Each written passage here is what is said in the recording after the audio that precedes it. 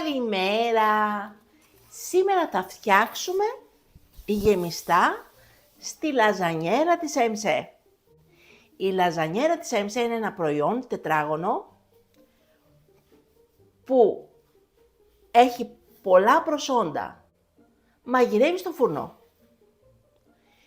Δεν κολλάει, πλένεται πολύ εύκολα και φεύγει ό,τι κολλήσει επάνω στο σκεύος αμέσως. Είναι το μέταλλο που φτιάχνουν και τα σκεύη μας.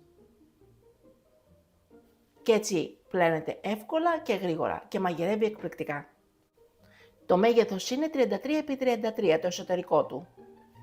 Τετράγωνο. Όπως βλέπετε, χωράει 14 γεμιστά μεγάλα. Μέσα στα γεμιστά θα βάλουμε μισό ματσάκι μαϊντανό, μισό ματσάκι δυόσμο, μισό ματσάκι άνηθο, ένα κολοκύθι μεγάλο τριμμένο, μία μελιτζάνα τριμμένη, 2 μεσαία κρεμμύδια πορτοποιημένα, μία κουταλιά της σούπας αλάτι και λίγο πιπέρι, 10 κουταλιές της σούπας λάδι, 500 γραμμάρια καστανορίζι. Και βέβαια θα βάλουμε το ζωμό από τις ντομάτες που θα ανοίξουμε και ακόμα 500 γραμμάρια άλλο ζωμό ντομάτας από άλλες ντομάτες για να γεμίσουμε και τις πιπεριές.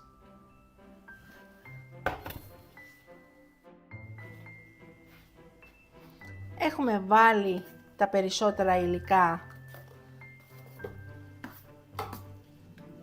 μέσα σε μία σουπιέρα της ΑΕΜΣΕ, ανακατεύουμε καλά.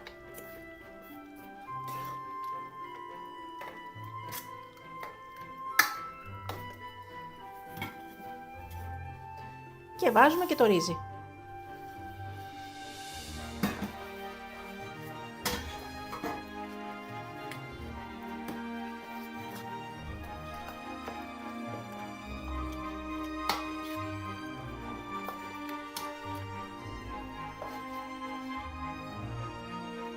Γεμίζουμε τις ντομάτες μας και τις πιπεριές μας. Όσο φτιάχνουμε τα γεμιστά μας, έχουμε ανοίξει το φούρνο στους 200 βαθμούς και προθερμαίνουμε στον αέρα. Αφήνουμε 20 λεπτά να προθερμανθεί ο φούρνος και κλείνουμε το καπάκι και βάζουμε μέσα τα γεμιστά μας. Τα αφήνουμε περίπου 3/4 να ψηθούν με κλεισμένο το καπάκι και μετά ανοίγουμε το καπάκι και τα αφήνουμε 1/4 για να ξεροψηθούν από πάνω.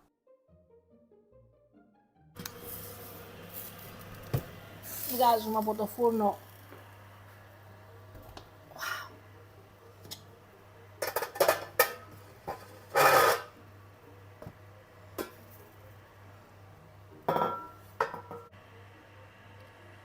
Κοιτάξτε πόσο ζουμάκι έβγαλε χωρίς να βάλουμε σταγόνα νερό.